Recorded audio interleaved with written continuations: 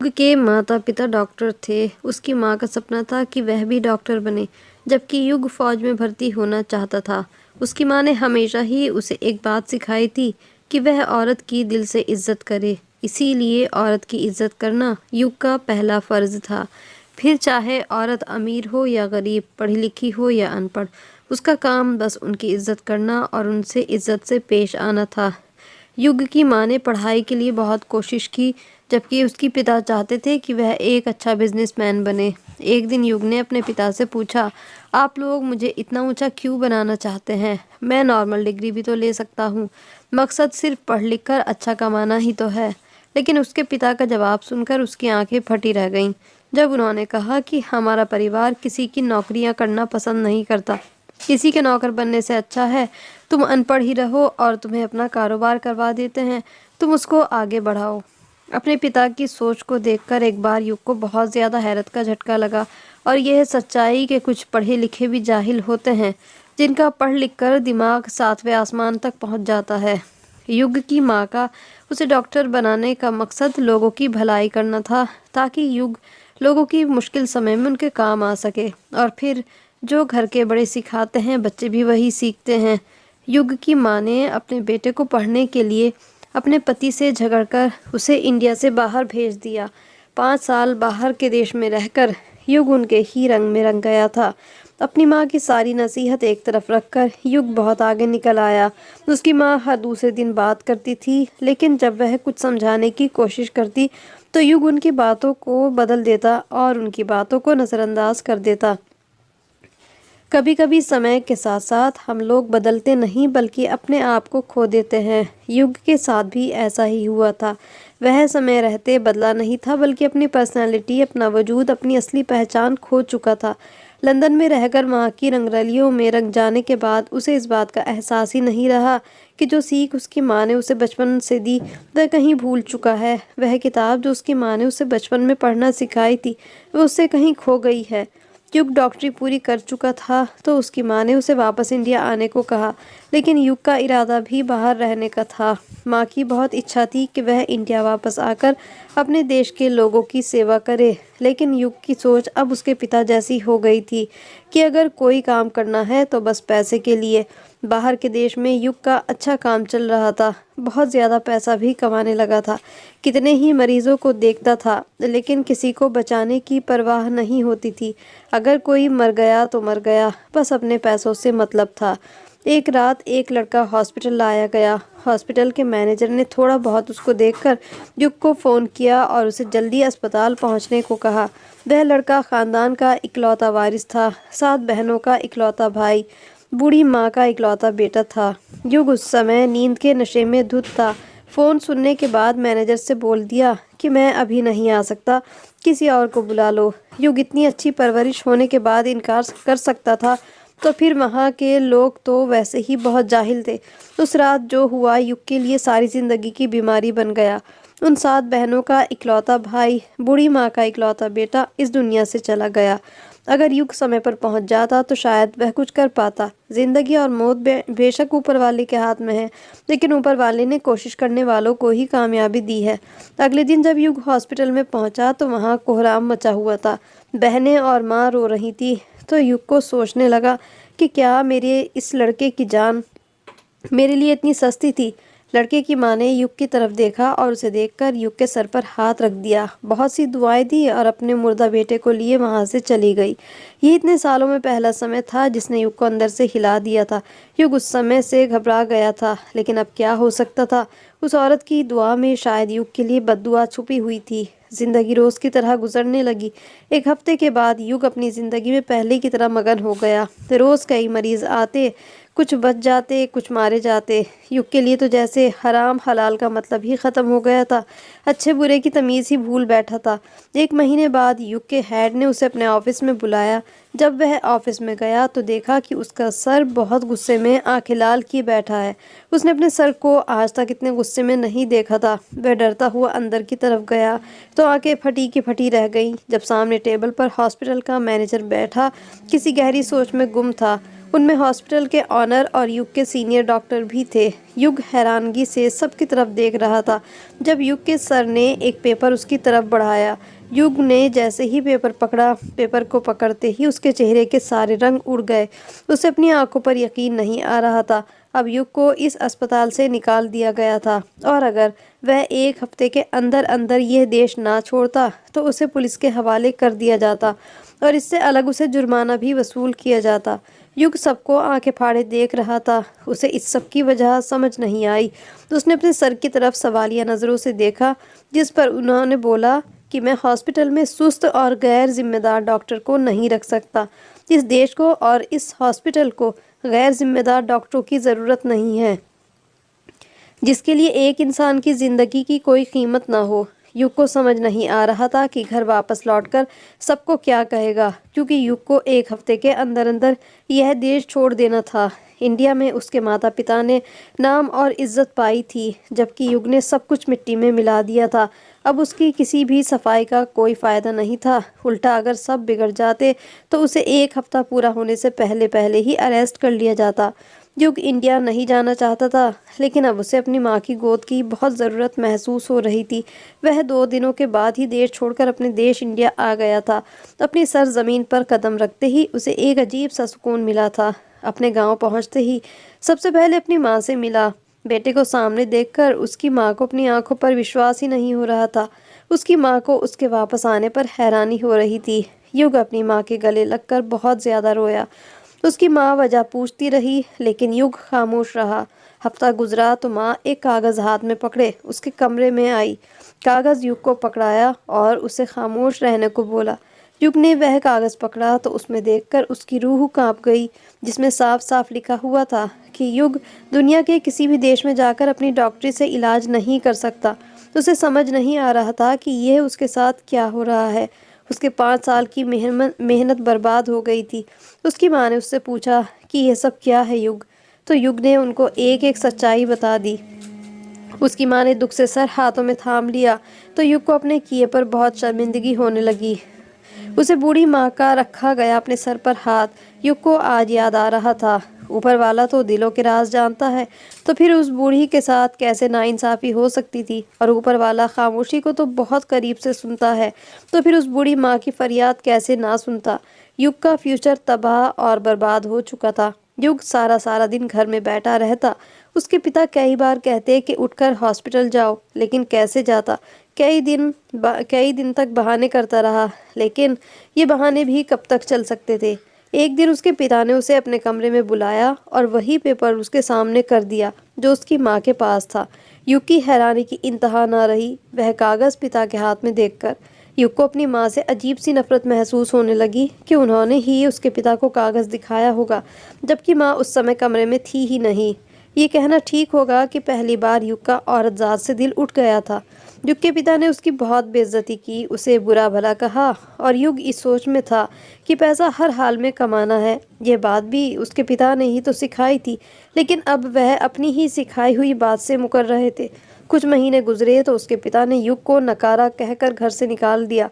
उसकी माँ बहुत रोई, लेकिन युग किसी हाल अब वहाँ रुकना नहीं चाहता था। वह सब कुछ छोड़कर अपनी सारी डिग्रियां उठाकर दूसरे शहर आ गया। वहाँ उसका दोस्त था जिससे उसका कांटेक्ट काफ़ी समय से था। युग का वह दोस्त उसका सबसे अच्छा दोस्त था। युग जैसे ही दूसरे शहर गया तो सबसे पहले युग उसको मिला, लेकिन झटका तो युग को तब लगा जब उसने युग को एक किराए का घर दिलवाकर अपना हाथ छुड़ा लिया और युग से हमेशा के लिए विदाई ले ली, ये कहकर कि आज के बाद तुम्हारा मुझसे कोई रिश्ता नहीं। युग को बहुत दुख हुआ, लेकिन वह कुछ भी नहीं कह पाया। युग की ज़िंदगी जैसे रुक सी गई थी। उसकी काहिली, उसकी आलस, उसकी ज़िंदगी भर की बीमारी बन गई थी। वह जैसे तैसे करके गुजारा कर रहा था। शहर में तो किराया भी बहुत था, तभी उसने एक गांव में छोटा सा घर लेकर घर किराए पर ले लिया। आसपास के लोग युग से अनजान ही थे और यह उसके लिए अच्छा ही था। युग सुबह अंधेरे निकल जाता और फिर रात गए वापस आता। पहले पहल उसे कोई काम न मिला, फिर एक दिन उसे मजदूरी का काम मिल गया। उसे 100 ईंटें एक साथ उठाकर एक जगह से दूसरी जगह लेकर जानी थी। काम बहुत मुश्किल था, लेकिन 1 घंटे के 200 रुपये मिल रहे थे। उस समय युग के लिए ये भी बहुत था। युग ने 6 घंटे काम किया और फिर उसके बदले उसे अच्छे खासे पैसे मिल गए। जब कुछ पैसे लेकर घर पहुंचा तो हाथों पर नजर पड़ते ही आंखें लाल हो गईं, जहां बड़े बड़े छाले बनकर फट चुके थे। तकलीफ तो जैसे खत्म ही हो गई थी।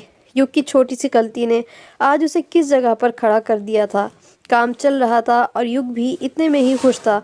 एक दिन उसकी तबीयत कुछ ठीक नहीं थी, जिस वजह से वह काम पर नहीं जा सका। तभी उसके घर का दरवाज़ा बहुत ज़ोर ज़ोर से खटखटाया गया। वह एकदम घबरा गया। उसने पहले कुछ देर सोचा कि दरवाज़ा खोलूं या नहीं। फिर बाहर से किसी की आवाज़ सुनकर वह जल्दी से दरवाज़ा खोलने गया। सामने देखा तो एक गांव की लड़की खड़ी थी। वह बहुत बुरी तरह से रो रही थी। युग ने हैरानी से उसकी तरफ देखा। आंखें तो हैरत से तब खुली जब उस लड़की ने युग का हाथ पकड़ा और उसे खींचते हुए अपने घर ले गई। ये घर कम और महल ज्यादा था। युग हैरानी से इधर उधर देख रहा था जब उसे औरत ने उसका हाथ खींचा और उसे एक कमरे में ले गई। कमरे में जाते देखा तो एक बार युग की भी रूह कांप गई जब सामने एक बूढ़ी सी औरत को बेहोश देखा। वह लड़की कुछ इशारों में बताना चाह रही थी, लेकिन युग उसके इशारों को समझ नहीं पा रहा था। युग ने खुद ही उस बूढ़ी औरत को उठाकर बेड पर लिटाया और उसकी सांसें चेक की, जो बहुत हल्की चल रही थी। युग ने जल्दी से 2-3 बार अपनी सीखी हुई तरकीब उस औरत पर आजमाई, जिससे वह होश में आ गई। युग की खुशी की कोई इंतहा नहीं थी। वह लड़की भी खुशी से रोने लगी। वह शायद गूंगी थी, तभी इशारों से युग का धन्यवाद कर रही थी। उसने कई हजार के नए नोट उसके हाथ में थमा दिए। वह इतने नोट देखकर हैरान रह गया। वापस करने चाहे, जिस पर उसने इशारे में युग से न जाने क्या कहा। उसका शुक्रिया अदा करके वापस अपने घर आ गया। घर आकर जब उसने वह पैसे गिनना शुरू किए तो उसकी हैरानी की हद न रही। वह पूरे 1 लाख रुपए थे। युग की तो आंखें फटी की फटी रह गईं। उसे समझ नहीं आ रहा था कि अब उन पैसों का क्या करे। युग सारा दिन घूम कर देखा कि कहाँ उन पैसों को लगाकर और पैसे कमाऊं। एक दुकान जिसके बाहर लिखा था पैसे को पैसे से बढ़ाओ। एक्साइटमेंट के मारे अंदर गया और यहाँ उसने जिंदगी की दूसरी बड़ी गलती कर दी। वह कोई कारखाना था जिसमें युग ने अपना 1 लाख रुपया लगा दिया। कई दिन गुजरे। वादे के हिसाब से जब युग अपना प्रॉफिट लेने गया तो वहाँ का फैक्ट्री बंद थी। कोई भी वहाँ मौजूद नहीं था। युग ने जब इधर उधर से फैक्ट्री के बारे में पूछा तो उसके पैरों के नीचे से ज़मीन निकल गई जब सबने बोला कि फैक्ट्री वालों को पुलिस ने गिरफ्तार कर लिया है और अब उनके साथ उन लोगों को भी ढूंढा जा रहा है जिनके यहाँ पैसे लगे हुए हैं, क्योंकि उनका कॉन्टैक्ट ड्रग्स माफिया से था। युग का वजूद कांपने लगा था। यह सब हो क्या रहा था, कुछ समझ नहीं आ रहा था। दिमाग साए साए करने लगा था। युग उल्टे पैरों वापस अपने घर पहुंचा। इससे पहले पुलिस उसके घर आती, उसी रात युग घर छोड़कर अपने शहर वापस लौट आया। घर आकर अपने पिता से माफ़ी मांगी, माँ के पांव पकड़ लिए, लेकिन उसके पिता किसी हाल उसे घर में रखने के लिए तैयार नहीं थे। उसने अपनी माँ से कहा कि वह जो चाहेंगी वह करेगा, बस मुझे घर में रख लो। उसके पिता ने उससे बोला कि अगर तुम यहाँ रहना चाहते हो तो हमारी मर्जी से उनकी पसंद की लड़की से शादी करनी होगी। युग को किसी भी बात से कोई आपत्ति नहीं थी। युग के पिता की कजिन थी जिनकी एक ही बेटी थी। वे बहुत अमीर कबीर थे। उस लड़की के पिता इस दुनिया से जा चुके थे। अब पूरी दौलत की वारिस सिर्फ वह लड़की ही थी। पिता को बस पैसे से मतलब था। युग को भी अपने बचाव के लिए कोई रास्ता नजर नहीं आ रहा था। तभी माँ पिता की मर्जी से युग ने एक गांव की लड़की से शादी कर ली, क्योंकि वह गांव की अमीर तरीन लड़की थी। लेकिन हैरानी तो तब हुई जब उसे पता चला कि वह पढ़ी लिखी नहीं है। वह बिल्कुल अनपढ़ थी। यह जानकर युग को बहुत दुख हुआ अपने पिता पर। वह मन ही मन गुस्से से जल रहा था और सोचने लगा, न जाने उन्होंने किस बात का बदला लिया है जो उन्हें मेरे लिए एक अनपढ़ लड़की ही मिली थी। शादी की पहली रात उस लड़की ने आधी से ज्यादा जायदाद युग के नाम कर दी थी। लेकिन उस समय युग का दुख किसी तरह कम नहीं हो रहा था, क्योंकि वह एक डॉक्टर था और उसकी पत्नी को पढ़ना भी नहीं आता था। अगले दिन अपनी माँ से बहुत झगड़ा किया। उनसे पूछा कि उन्होंने किस बात का बदला लिया है। कहने लगा, मैं आपकी इकलौती औलाद था, फिर भी आपने एक अनपढ़ के साथ मुझे बांध दिया। माँ उसकी बात पर काफ़ी हैरान हुई। अभी युग गुस्से से चीख ही रहा था कि उसके पीछे न जाने कब उसके पिता आकर खड़े हो गए और उसके चेहरे पर खींचकर थप्पड़ लगाए। फिर उसे अपने कमरे में जाने के लिए बोला। युग गुस्से में कमरे में आया, लेकिन उसकी हैरानी की इंतहा ना रही जब सामने ही उसकी पत्नी लाल रंग के जोड़े में बहुत खूबसूरत लग रही थी। वह कहीं से भी गांव की औरत नहीं लग रही थी। युग ने गुस्से में उसका मजाक उड़ाने के अंदाज में कहा कि तुम एक गांव की लड़की हो और तुम्हें पढ़ना लिखना भी नहीं आता। ये मेरा एहसान है जो मैंने तुम जैसी गंवार लड़की को अपना लिया है। कहाँ मैं डॉक्टर और कहाँ तुम अनपढ़ जाहिल गंवार। वह बस युग को आंखें भरी देखती रही और फिर हल्का सा मुस्कुरा दी। जब उसने बात की तो उसकी बात करने का अंदाज बिल्कुल गंवार लड़की जैसा ही था। युग को उस पर बहुत ज़्यादा हंसी आई जो युग छुपाए बिना ना रह सका। युग उसको दिन भर अकेले में खूब बेइज्जत करता, लेकिन वह हमेशा मुस्कुरा देती। एक बात जो युग को हमेशा हैरान करती रहती थी वह यह है कि वह हर समय युग की सेवा में भी लगी रहती थी। उसने युग के कहे बगैर उसे बहुत बड़ा बिजनेस खड़ा करके दिया था। एक दिन युग दोपहर के समय घर आया तो उसकी पत्नी घर पर नहीं थी। यह शादी के बाद से अब तक पहली बार हुआ था, क्योंकि रात के समय जब वह घर आता तो वह तैयार उसका इंतज़ार कर रही होती थी।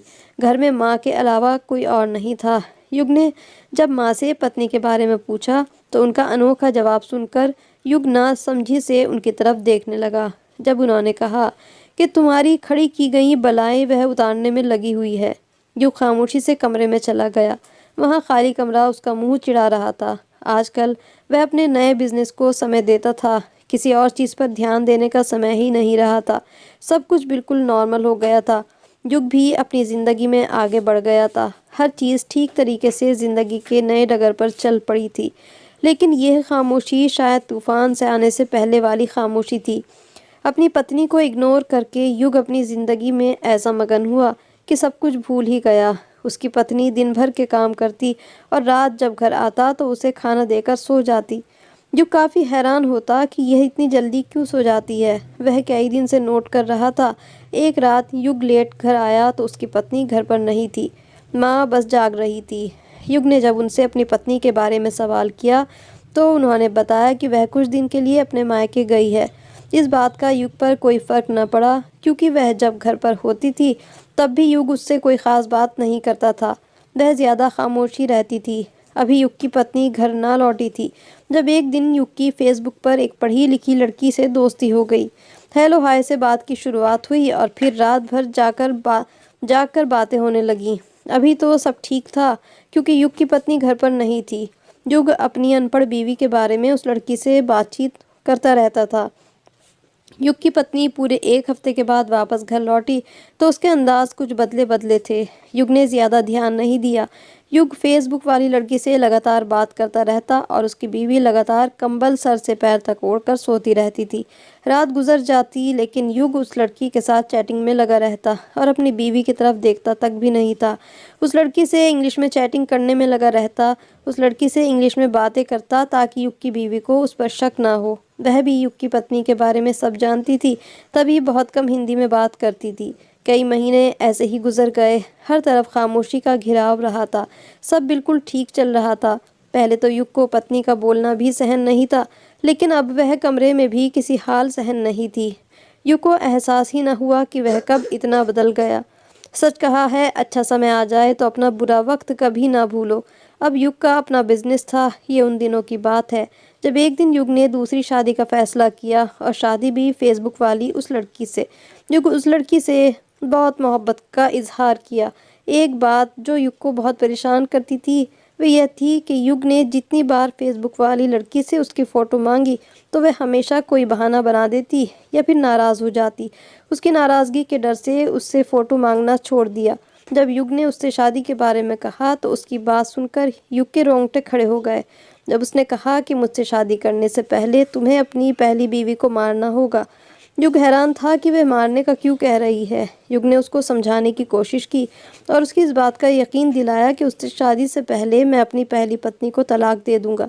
लेकिन उस लड़की का कहना था कि अगर तलाक के बाद उसने अपनी जायदाद वापस ले ली किसी भी तरीके से, तो क्योंकि युग अपनी हर बात फेसबुक वाली लड़की से बता चुका था, बाहर के देश से लेकर इंडिया वापस आने तक, और उसके बाद गांव से लेकर अपने शहर वापसी और अपनी पत्नी से शादी तक की हर बात उस लड़की को बता चुका था। इसीलिए उसको डर था कि शादी के बाद युग की पत्नी उसके लिए कोई परेशानी खड़ी ना कर दे। पहल तो युग को बहुत डर लगा, लेकिन जब फेसबुक वाली लड़की ने बोला कि अगर तुमने अपनी पत्नी को नहीं मारा तो मैं तुमसे शादी नहीं करूँगी और तुम्हें छोड़ दूँगी, युग ने उससे वादा किया कि मैं एक ऐसे जहर का इंजेक्शन जानता हूँ जो लगने के 10 मिनट बाद इंसान हाथ पाँव से अपाहिज हो जाता है और 15 मिनट बाद दिमागी तौर पर अपाहिज हो जाता है और ठीक आधे घंटे के बाद इंसान की मौत हो जाती है। वह लड़की तो बहुत खुश हो गई थी। अब युग को भी अपना काम अंजाम देना था। युग ने उसको यकीन दिलाया कि मैं अपनी पत्नी को जहर का इंजेक्शन लगा दूंगा जो आधे घंटे में अपना काम दिखा देगा और किसी को शक भी नहीं होगा। रात के समय जब पत्नी कमरे में आई तो उसकी आंखें सूजी हुई थी। युग ने इंजेक्शन अपनी दराज में रखा हुआ था। युग की पत्नी अपनी जगह पर आकर लेटी और कुछ देर बाद सो गई। युग ने उसकी भारी सांसों की आवाज़ कमरे में सुनी तो उसे यकीन आ गया कि अब मुझे अपना काम करना चाहिए। युग ने फेसबुक वाली लड़की को मैसेज किया और उसे बताया कि मैं अपनी पत्नी को इंजेक्शन लगाने लगा हूँ और फिर हम दोनों हमेशा के लिए एक हो जाएंगे। आज उसके जवाब में कोई जोश नजर नहीं आया। युग काफ़ी हैरान हुआ कि पहले तो बहुत जल्दी मचाई हुई थी, अब क्या हो गया। लेकिन युग ने उसके बर्ताव की तरफ ज़्यादा ध्यान नहीं दिया और पत्नी को जहर का इंजेक्शन लगा दिया। पत्नी अपनी जगह से हिली तक नहीं, बस एक हल्की सी सिसकी उसके मुंह से उस वक्त निकली जब युग ने इंजेक्शन लगाया था। पत्नी के वजूद में किसी भी तरह की कोई हरकत ना हुई। युग के चेहरे पर परेशानी से पसीना भी था और फिर डर भी था कि किसी को कुछ पता ना चल जाए। युग ने इंजेक्शन लगाने के बाद उस लड़की को भी बता दिया कि मैं अपनी पत्नी को मार चुका हूँ, लेकिन उस लड़की का कोई रिप्लाई नहीं आया। तो युग को काफ़ी हैरानी हुई। उसे समझ नहीं आ रहा था कि वह मैसेज सीन करके रिप्लाई क्यों नहीं दे रही। युग अभी उन्हीं सोचों में गुम था। कुछ देर गुजरी जब उस लड़की की युग के पास वीडियो कॉल आई। युग हैरान था, जो लड़की फ़ोटो नहीं देती थी उसने कॉल कैसे कर ली, ये उसके लिए बहुत हैरानी की बात थी। युग ने वीडियो कॉल रिसीव की तो उसकी जान निकल गई। जब सामने कोई और नहीं, उसकी अपनी पत्नी थी और वह उसकी अपनी पत्नी ही के बारे में पूछ रही थी।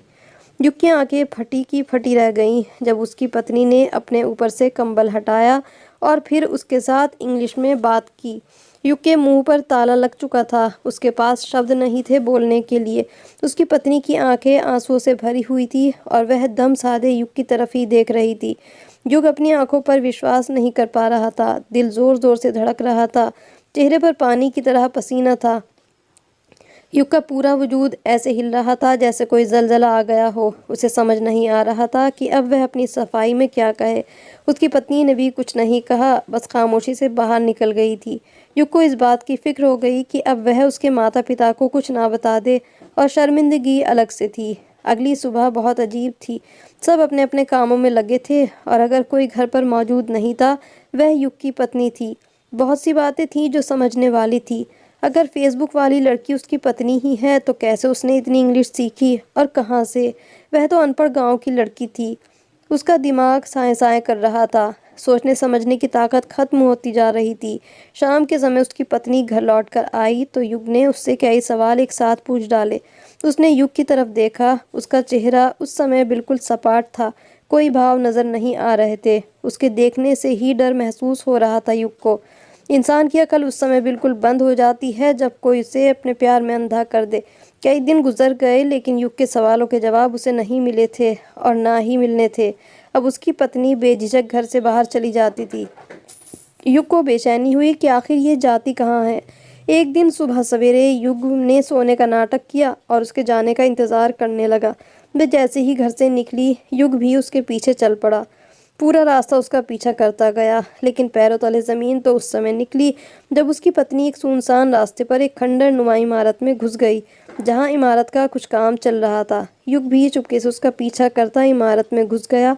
वहां जाकर उसकी आंखें फटी की फटी रह गईं जब उसकी पत्नी 3-4 आदमियों के साथ मिलकर कुछ बातें कर रही थी। युग की हैरानी का झटका लगा और युग की बेचैनी और ज़्यादा बढ़ गई कि उसकी पत्नी आखिर इन मर्दों से क्या बात कर रही है। युग की पत्नी ने 1 से 2 बार पीछे मुड़कर देखा, लेकिन युग उसकी नज़रों से बचकर वापस घर लौट आया।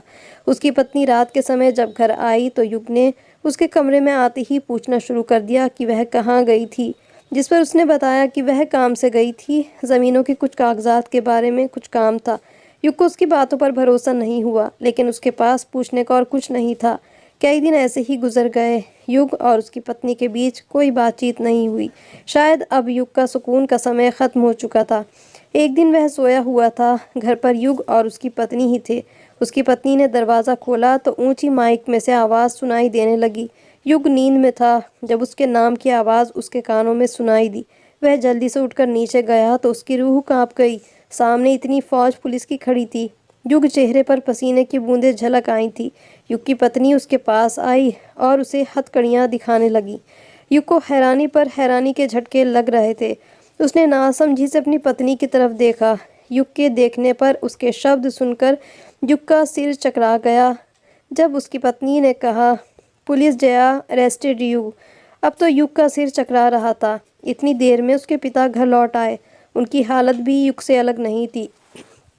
उन्होंने अपनी बहू की तरफ सवालिया नज़रों से देखा, जिस पर युग की पत्नी ने उसके पिता को सारी कहानी सुना दी और यह भी बता दिया कि युग ड्रग्स माफिया के साथ भी मिला हुआ था। यह सब इन्फॉर्मेशन उसकी पत्नी को कहाँ से मिली, युग को नहीं पता था। वह तो बस इतना जानता था कि अब बस उसका आखिरी समय आ गया है। उसकी पत्नी ने सबको ये भी बता दिया कि वह कैसे लड़की के पीछे लगकर अपनी पत्नी को जहर का इंजेक्शन दे चुका है।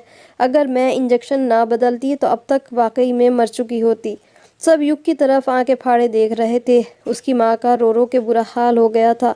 युग के पिता भी सिर पकड़कर बैठ गए थे और फिर यह सच्चाई भी सामने आ गई कि उसकी पत्नी कोई अनपढ़ नहीं बल्कि पढ़ी लिखी पुलिस अफसर है। और ये बात सब जानते थे सिवाय युग के। जब युग की शादी हुई थी तो उसकी पत्नी का कहना था कि युग उसे हर तरीके से कबूल करे। इसीलिए उसकी पत्नी ने सभी से मना कर दिया था कि कोई युग को सच नहीं बताएगा। युग की माँ ने ज़िंदगी में पहली बार युग पर हाथ उठाया था और उसे बहुत बुरा भला कहा था। इस सब में युग की पत्नी ने अपना यूनिफॉर्म पहना और युग को हथकड़ी पहनाकर अपने साथ ले गई।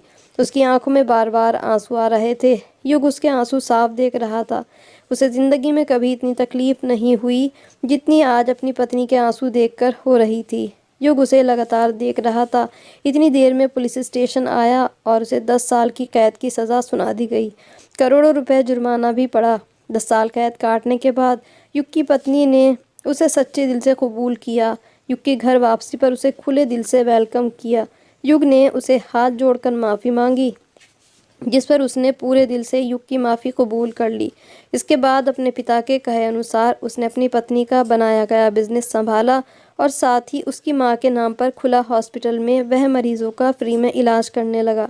युग की पत्नी के नाम से भी लोग घबराते थे, लेकिन युग अब उसकी हर कामयाबी को खुश होता था। युग की गलतियों की और उसकी लालच की सज़ा उसे बहुत अच्छी तरह से मिल गई थी और ये आने वाली हर नस्ल के लिए सबक था। पैसा इंसान की इच्छा पूरी कर सकता है लेकिन ख़त्म नहीं। ऊपर वाले ने रोटी देने का फ़ैसला किया है, लेकिन उसको हलाल या हराम इंसान को खुद ही चुनना होता है। अभी युग कम ही कमाता है लेकिन वह हलाल कमाता है और इसी में ही उसको खुशी मिलती है। ज़िंदगी का असल मकसद तो उसे अब जाकर समझ आया है और खुशहाल ज़िंदगी कैसे गुजारी जाती है उसका भी अंदाज़ा अब हुआ है। तो ये थी हमारी आज की कहानी। कहानी अच्छी लगी हो तो इसको लाइक और शेयर ज़रूर कर दें। मेरे चैनल को सब्सक्राइब भी कर लें। तब तक के लिए गुड बाय।